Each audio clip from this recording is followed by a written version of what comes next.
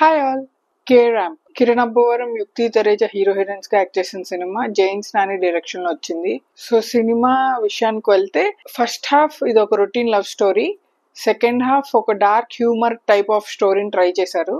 CPR ని కూడా ఒక రొమాంటిక్ ఆర్ సెక్షువల్ యాంగిల్ లో చూపించగలిగే వాళ్ళం ఈ ప్రపంచంలో మనం ఒక్కళ్ళం అయి ఉంటామేమో అనిపించింది. ఫస్ట్ ఆఫ్ ఆల్ జరిగిన విధానం సినిమాలో చాలా వియర్డ్ గా ఉంది. ఒక సెక్షువల్ ఇంటెన్షన్ తో తీసినట్టుగా ఉంది ఆ హీరోయిన్ ఇంట్రడక్షన్ అండ్ ఆ తర్వాత వెంటనే సిపిఆర్ సీన్ వియర్డ్ గా అనిపించింది. It's CPR, it's medical process, మనిషిని బతికించడానికి చేసేది. దాన్ని మిస్యూజ్ చేశారేమో అనిపించింది నాకేం అర్థం కాలేదు. సినిమా కథలోకి వెళ్తే ఫస్ట్ హాఫ్ అంతా అలా అక్కడి నుంచి స్టార్ట్ అయ్యి ఒక రొటీన్ లవ్ స్టోరీ ఉంటది. హీరో అమ్మాయిని వెంటబడి విసిగిస్తూ ఉండే సాంగ్స్ ఉంటాయి. మన తెలుగు సినిమాల్లో ఇంతకు ముందు నుంచి ఎప్పటి నుంచో వచ్చిన లవ్ స్టోరీలో సాంగ్స్, ఇడియట్ సినిమాలో కొన్ని సీన్స్ గుర్తొచ్చాయి నాకు. సో అలాంటివే ఉంటాయి. ప్రీ ఇంటర్వెల్ కథ మారుతుంది, ట్విస్ట్ వస్తుంది.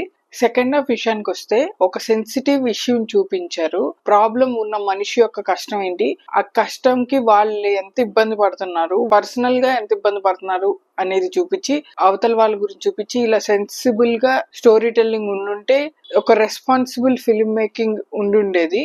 నాకు ఈ మూవీ చూసినప్పుడు అనిపించింది, ఇలాంటి మూవీస్ చూసే government no smoking, no alcohol, సినిమాలో సూసైడ్ గురించి మెన్షన్ చేస్తే సూసైడ్ చేసుకోవటం అనేది తప్పు, హెల్ప్ లైన్ నంబర్ మెన్షన్ చేయాలి, ఇలాంటి రూల్స్ అన్ని పెట్టినట్టు అనిపించింది. ఎందుకంటే చాలా ఇర్రెస్పాన్సిబుల్ ఫిల్మ్ మేకింగ్ జరుగుతోంది. చాలా సెన్సిటివ్ ఇష్యూస్ ని కామెడీ చేశారు. అండ్ డార్క్ హ్యూమర్ చేయొచ్చు. There is one sector of humour, అది డార్క్ హ్యూమర్ అంటారు. దాంట్లో సెన్సిటివ్ ఇష్యూస్ ని కూడా ఒక రకంగా డీల్ చేస్తూ కామెడీ చేయటం జరుగుతుంది. ఫన్నీగా కూడా ఉంటది. ఈ మూవీలో అసలు అది జస్ట్ ఒక టూల్ గా మెన్షన్ చేశారు అంతే. దాని గురించి అసలు అమ్మాయి గురించి కానీ, అది పడే వాళ్ళ గురించి కానీ ఎక్కడ ఎటువంటి స్టోరీ టెల్లింగ్ లేదు. ఫస్ట్ ఆఫ్ ఆల్ ఇలాంటి క్యారెక్టర్ జెన్యూన్ గా వాళ్ళు పడే బాధను చూపిస్తూ, ఈవెన్ ఒక సస్పెన్స్ ఎలిమెంట్ ని కూడా యాడ్ చేస్తూ, దాన్ని రివీల్ చేస్తూ, ఆ క్యారెక్టర్ ని ఎస్టాబ్లిష్ చేసి, తర్వాత వాళ్ళు ఎలా ఆ ప్రాబ్లం యొక్క సిమ్టమ్స్ వల్ల బాధపడుతున్నారో, ఆ సిమ్టమ్స్ వల్ల ఎదుటి వాళ్ళు వాళ్ళ లైఫ్ లో చుట్టూ ఉన్న వాళ్ళు ఎలా బాధపడుతున్నారో అనేది ఎక్స్ప్లోర్ చేస్తూ వెళ్తే బాగుండేది. సో దట్ మనం ఆడియన్స్ గా కనెక్ట్ అవడానికి బాగుంటది. సెకండ్, ఇలా ఎదుటి వాళ్ళు పడుతున్నప్పుడు ఆ పీరియడ్ లోనే వీళ్ళు పడే బాధల వల్ల, వీళ్ళు పడే సిమ్టమ్స్ వల్ల ఎదుటి వాళ్ళని ఎలా ఎఫెక్ట్ చేస్తుంది అని చెప్పే దాంట్లో అందులో డార్క్ హ్యూమర్ కొంచెం యాడ్ చేస్తూ వెళ్తూ, సీన్ బై సీన్ కి తగినట్టు యాడ్ చేస్తూ వెళ్తే ఖచ్చితంగా ఈ సినిమా ఒక్క ఇంపార్టెంట్ ఇష్యూని డీల్ చేస్తూ అద్భుతంగా రాసిన స్క్రిప్ట్ అయి ఉండేది. అలా కాకుండా స్క్రిప్ట్ లో ఇంపార్టెంట్ అయిన విషయాన్ని పక్కన పెట్టి వేరే ఎలిమెంట్స్ ఏంటేంటో వేటి గురించో మాట్లాడిన సినిమాగానే మిగిలిపోయింది. చాలా తెలుగు సినిమాలు వాళ్ళు చెప్పాల్సిన point last half an hour లో తప్పితే దానికి ముందు ఏ సంబంధం ఉండదు సినిమాకి.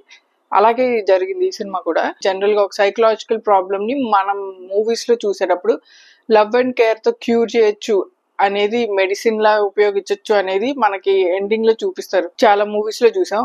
అదే దాంతో ఎండ్ చేసినా బాగుండేది. ఇంకోటి, సినిమాలో ఒక చోట కొన్ని డౌట్స్ వచ్చాయి. అంటే హీరోయిన్ ఫ్రెండ్ ని కొడతాడు అనమాట. హీరోయిన్ ని ఎవరో ఏడిపిస్తుంటే ఆ అమ్మాయి వీళ్ళని ఆపలేదని చెప్పి హీరోయిన్ ఫ్రెండ్ ని కొడతాడు. నాకు అసలు అర్థం కాలేదు. వై అంటే క్యారెక్టర్ ఏమైనా క్రాక్ అని చూపించడానిక? I did get that why ఆ అమ్మాయిని ఎందుకు కొట్టాడు మధ్యలో అని. ఇంకొకటి, స్టార్టింగ్ లో అతను ఆ అమ్మాయికి ప్రపోజ్ చేసినప్పుడు చెప్పిన మాట ఎండింగ్ లో దానికి ఆపోజిట్ గా వెళ్ళి అతను సొల్యూషన్ లాగా చేస్తాడు. బట్ అది కూడా మాట ఇచ్చినట్టే కదా, మరి ఎందుకు అలా ఎండింగ్ లో దానికి ఆపోజిట్ గా వెళ్ళటం, అప్పుడు ఆ అమ్మాయి రియలైజ్ అవటం ఏదో కన్వీనియంట్ గా రాసినట్టుంది రైటింగ్. బికాస్ ఎండ్కి వచ్చింది కాబట్టి, సినిమా ముగించాలి కాబట్టి అని కన్వీనియంట్ గా ఎండ్ చేసినట్టుంది. చాలా మంచి స్టోరీ పాయింట్ ని తీసుకొని ఒక అన్నెసెసరీ, అంటే స్క్రిప్ట్ కి సంబంధం లేని కామెడీని జోడించి సూట్ అవ్వని విధంగా రాసి చెడగొట్టినట్టు అనిపించింది నాకు. కిరణ్ అబ్బవరం గారు ముందు తీసిన కే మూవీ నచ్చింది నాకు. క్లైమాక్స్ చాలా డిఫరెంట్ గా జరిగింది. బట్ ఇది మళ్ళీ ఎటెటో పోయింది. ఈ రివ్యూ మీకు నచ్చినట్టయితే please like, share and subscribe. Thank you.